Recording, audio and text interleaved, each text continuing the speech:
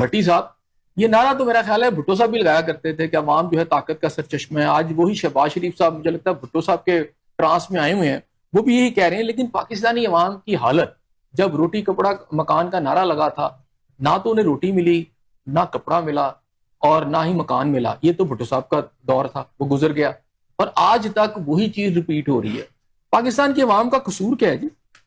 अस्सलाम वालेकुम। ज़िया साहब, जुल्फ़िकार अली भुट्टो शहीद ने पाकिस्तान पीपल्स पार्टी की बुनियाद रखते हुए कहा कि ताकत का सरचश्मा आवाम है।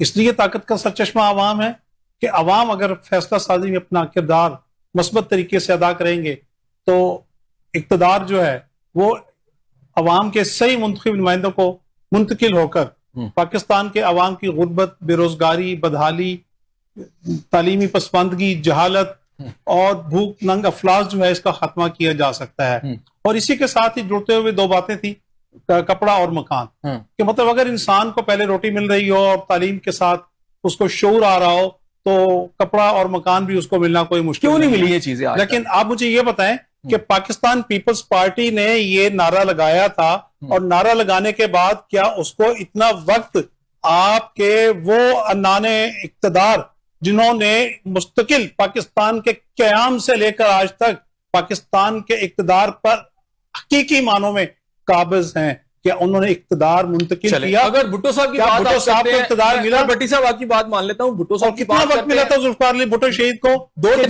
तमाम ये काम जी 18 महीने और 22 महीने, 22 महीने। अच्छा, उसके मुकाबले में आज शहबाज शरीफ साहब को 35 बरस हो गए हैं उनकी हुकूमत को।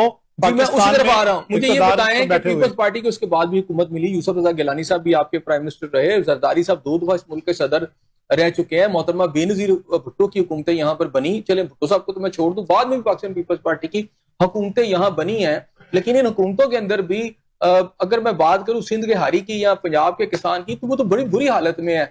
ये जो सारे वादे हैं, चले आने वाली हुकूमतें पूरी कर देती हैं। पाकिस्तान पीपल्स पार्टी के वज़ीर आज़म पे क्या इल्जाम लगाते रहे? आज आईपीपीज में जहां बिलियंस ऑफ रुपीस दिए जा रहे हैं बगैर कोई बिजली लिए, उसमें ज्यादातर जो आपके आईपीपीज हैं वो जरदारी साहब के हैं या शरीफ खानदान के हैं। सुभान अल्लाह, आप रिकॉर्ड उठा के देख लें। वजीर तवानाई जो है वो इसहाक डार साहब थे, जिनके दौर में सबसे ज्यादा आईपीपीज को ठेके दिए गए और आईपीपीज के ऊपर जो है मतलब उन्होंने माल कमाया। आज वही कहते हैं क्या जरूरत है इस गड़े मुर्दे उखाड़ने की? पाकिस्तान पीपल्स पार्टी के ऊपर सिर्फ इल्जाम तराशी के मोहतरम, पाकिस्तान पीपल्स पार्टी ने ऐसा कोई जुर्म नहीं किया कि जिसकी सजा उसको आप देते आ रहे हैं मुसलसल। ठीक हो गया। फायजा, आप क्या कहती हैं जी इसके ऊपर? ऐसा है कि जैसे आपने बात की महंगाई के बारे में, और अब महंगाई क्या आपके सामने जो हालात थे जब हमें हुकूमत मिली, उससे पहले कोरोना के हालात थे, उसके बाद अब जैसे कि जंग के सैलाब आ गया, फिर उसके बाद अब जंग के हालात की वजह से पेट्रोल की कीमत सारी दुनिया में महंगी हुई, सिर्फ पाकिस्तान में नहीं महंगी हुई। पेट्रोल की वजह से तमाम एशियाएं जो है वो महंगी होती गई। पेट्रोलियम मसनूआत जो आपने कहा महंगी हुई, जी मैं उसमें आपकी तरफ ही आ रहा हूँ। मुझे जरा बता दीजिएगा, बांग्लादेश में बड़ी नॉमिनल सी हुई, बल्कि बड़ी नहीं, अफगानिस्तान में भी नहीं बढ़ी, ईरान में भी नहीं रेट बढ़ा जहां पे जंग लगी हुई थी, श्रीलंका में शायद 5% या 10% हुआ था। खित्ते के किसी मुल्क में कीमतें इस तरह नहीं बढ़ी जिस तरह पाकिस्तान में तो कई सौ गुना बढ़ गई। लेकिन अगर बढ़ी हैं तो जैसे हालात बेहतर हुए हैं, हालांकि अभी फिर आप देखेंगे 1-2 दिन पहले फिर ईरान ने जो है वो ट्विटर पे अटैक करने के बारे में फिर से बातें शुरू हो गई है। लेकिन जैसे ही हालात बेहतर हुए हैं तो पाकिस्तान में वो कीमतें वापस अपनी जगह पे आ रही हैं। अभी नेक्स्ट वीक इंशाल्लाह इसमें मजीद जो है वो कमी हो जाएगी पेट्रोलियम मसनूआत में। उसके अलावा बाकी भी चीजों में जो है वो बेहतरी आ रही है। हुकूमत के और भी कई प्लान्स हैं, हुकूमत अपने अवाम को रिलीफ देने की कोशिश कर रही है। उसमें आप देखें तरक्याती काम हर जगह आपको नजर आएंगे और वो हुकूमत की ही बेहतरी के लिए, गवर्नमेंट अपने लिए या वो अपने पर्सनल यूज के लिए नहीं कर रही, उसमें तमाम लोगों की आसानी के लिए तरक्याती काम शुरू हुए हैं। अगर इतना अच्छा चल रहा है सब कुछ पंजाब के अंदर, तो ये जो इस वक्त आपके स्पीकर जो पंजाब असम्बली हैं, असम्बली के अंदर जो आवाजें उठी हैं, खासतौर पर एक बिल तो आपको पता है कि फेडरल असम्बली के अंदर बल्कि पास हो गया और सेनेट में उसमें रोक दिया गया। एक बिल जो है यहाँ पर आया और इसके अंदर जो सबसे ज्यादा खुद स्पीकर साहब जो परेशान नजर आए, वो कहते हैं पंजाब में पुलिस गर्दी अपनी इंतहा को पहुंची हुई है और ऐसे कवानीन लाए जा रहे हैं जो ड्रैकोनियन किस्म के लॉज हैं। अगर इतना ही अच्छा है तो फिर आपकी अपनी असम्बली के स्पीकर इस पर बात क्यों कर रहे हैं?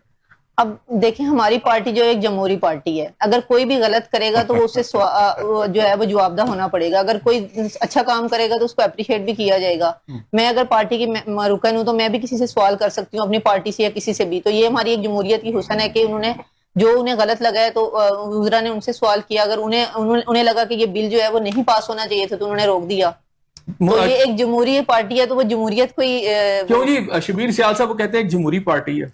बिस्मिल्लाहिर्रहमानिर्रहीम। और बल्कि एक बात तो है कि इनके वुज़रा ने भी तनकीद की स्पीकर के ऊपर, उन्होंने भी किया। तो जमहूरियत में तो जमहूरियत का वैसे रंग तो नजर आया इसमें। बिल्कुल ऐसे ही है। ये जमहूरियत बड़ी आला है जी। बात आपने, मैं इसका बात बताता हूँ। पहले जो आपका सवाल था मैं उस तरफ आऊंगा। आपका सवाल था कि शहबाज शरीफ साहब कह रहे हैं जी ताकत अवाम ताकत का सरचश्मा है। मेरा ख्याल यही था आपका। हाँ जी बिल्कुल यही। अच्छा, ये शहबाज शरीफ साहब को कब याद आया है? मुझे लगा भट्टो के अंदर उनकी सर नहीं, मैं आपको बताता हूँ। ये उन्हें उस दिन क्यों नहीं याद आया जिस दिन लाहौर में होने वाले एक हलके से रिटर्निंग अफसर ने जब कहा कि मैं प्रिजाइडिंग अफसर ने कि मैं किसी सूरत भी इस पे साइन नहीं करूंगा क्योंकि नवाज शरीफ साहब हार गए हैं और यास्मीन शाह साहब जीत गई हैं। ये था वो वक्त। अब उन्होंने किस वक्त कहा है? उन्होंने उस वक्त कहा है जब बल्तिस्तान में इलेक्शन हो गए हैं और जिन पार्टी की पाकिस्तान में कोई सीट नहीं है उनको वहां से 5 सीटें दे दी गई हैं। ठीक है, इस्तेकाम पार्टी। अच्छा, जो उनके वोटों से असेंबली में गए हुए हैं उस वक्त उन्हें याद आया कि ताकत का सरचश्मा अवाम है। और मेरा ख्याल है पास्ट हिस्ट्री में पहली दफा हुआ है कि कश्मीर या बल्तिस्तान में इलेक्शन हुआ है और वो लोग हुकूमत बना रहे हैं जो इत्तेहादी तो जरूर है लेकिन हुकूमत में नहीं है, यानी इख्तियार में नहीं है। उस वक्त इनको याद आया कि अब हम अवाम की तरफ रुजू करें और हम माने कि आप वोट देंगे। देखें, ये एक फॉर्मेलिटीज है। जैसे भट्टी साहब ने बात की है ना कि जब से पाकिस्तान मार्ज़े वजूद में आया, कायदे आज़म लियाकत अली खां, हुसैन सोहरावर्दी, शेख मुजीबुर रहमान, मुस्तफा बेनज़ीर भुट्टो, बट आज भी जो लोग हैं यानी इख्तिदार में है, माजी में ये भी ज़ेर अताब रहे हैं और आज भी बहुत पाकिस्तान की सबसे बड़ी पॉलिटिकल पार्टी जो है जिसने 4 करोड़ वोट लिया है उसका भी चेयरमैन जेल में है। और वो यानी कोई कानून है ही कोई नहीं। यानी आइन और कानून या ताकत का चश्मा तो तब होगा ना जब आपके पास कोई आइन और कानून होगा। नहीं, कानून और आइन है ना। ज़रदारी साहब इस मुल्क के सदर हैं, शहबाज शरीफ साहब इस मुल्क के वजीर आजम हैं। मैं आपको बताता हूं। अगली बात मैं आपने बात की है अब पंजाब असेंबली। देखें हसन भाई, ये बात बिल्कुल क्लियर है। ये बात आई है उस वक्त जब फैसल वाडा ने ये बात कही ना, जैसे शहबाज शरीफ की बात है। उन्होंने कहा ये घोड़ा भी आपका था, रेस में भी आप अकेले थे, गधा भी आपका था, घास भी आपकी थी, आप अकेले भी हार गए। अच्छा, उसमें उन्होंने एक बात की है कि ये जो पंजाब असेंबली की लड़ाई है ये बेसिकली लड़ाई नहीं है। ये वो चीज है जो असल से मेगा करप्शन जो स्कैंडल है जो कि फैसल वाडा साहब, मैं या एहसन जिया या यहाँ पे बैठे हुए हम लोग नहीं कह रहे या कोई एंकर नहीं कह रहा, ये फैसल वाडा कह रहा है कि पंजाब की एक मिनिस्टर है, मिनिस्टर साहबा हैं, उनके ऊपर एक बहुत बड़ा करप्शन चार्जेस आ रहे हैं। अच्छा, उनमें से एक मिनिस्टर साहबा जो हैं, अच्छा मैं वो पंजाब असेंबली में ये कह रही थी वो जो 10 अरब रुपए का जहाज है उन्हें कभी खरीदा, जाओ जो करना कर लो। मैं अर्ज कर रहा हूँ, देखे ना, अगर आइन और कानून हो तो वो उमर फारूक तो जवाब दे है ना। मेरी बहन बना रही थी, यहाँ जमहूरियत है। ये जमहूरियत तो वो होती है कि उन्होंने कहा कि जुब्बा आपने पहना हुआ है या आपके पास नहीं था। जमहूरियत ये होती है, ये नहीं होती कि हमने 10 अरब का खरीद लिया है, क्योंकि हमारे साथ एस्टेब्लिशमेंट आप कुछ भी नहीं कर सकते हैं, हमारे पास अदालतें हमारे कंट्रोल में, आप कुछ भी नहीं कर सकते हैं। पंजाब असेंबली की लड़ाई में आपको बताने लगा हूं। देखिए, आप हैरान होंगे इस बात पे। लड़ाई बताई जाए, अभी मेरी बहन भी कह रही थी जी वो पुलिस की गर्दी तो ये तो वो।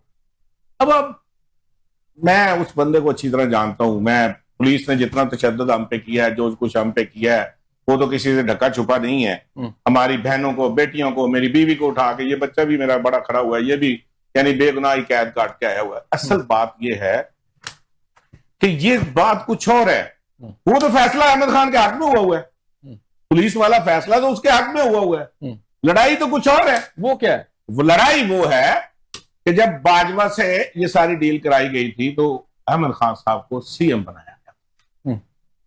2018 में जो वजीर आज़म इमरान खान बना था ना, वो अब मतलब मैं नहीं कह रहा या PTI as a PTI member नहीं कह रहा, मुनीफ फारूक कह रहा है कि हमें पहले साल ही कह दिया गया था कि इनको नाहल कर दो, इनके खिलाफ बोलना शुरू हो जाओ।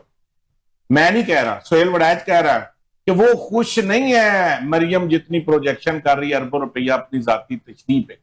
ये वो लड़ाई है, ये वही लड़ाई नहीं है। ठीक हो गया। ये वो लड़ाई है जिसमें अब ये फैसला होना है कि अब कौन वजीर आजम बनेगा, कौन देखे ना, शहबाज शरीफ को आप याद मैं है आपकी तरफ आता हूँ कौन वजीर आला बनेगा। मैं आपका पॉइंट आ अब गया, ये लड़ाई आनी है, ठीक हो गया, क्योंकि इनके साथ जितनी कमिटमेंट थी वो टाइम इनका पूरा ठीक हो गया। अगर ये वोटों से आए होते, अगर ये अवाम की ताकत से आए होते, तो फिर इनको ये बातें करने की जरूरत नहीं थी। इनको अच्छा, पता है कि हम वोटों से नहीं आए हुए।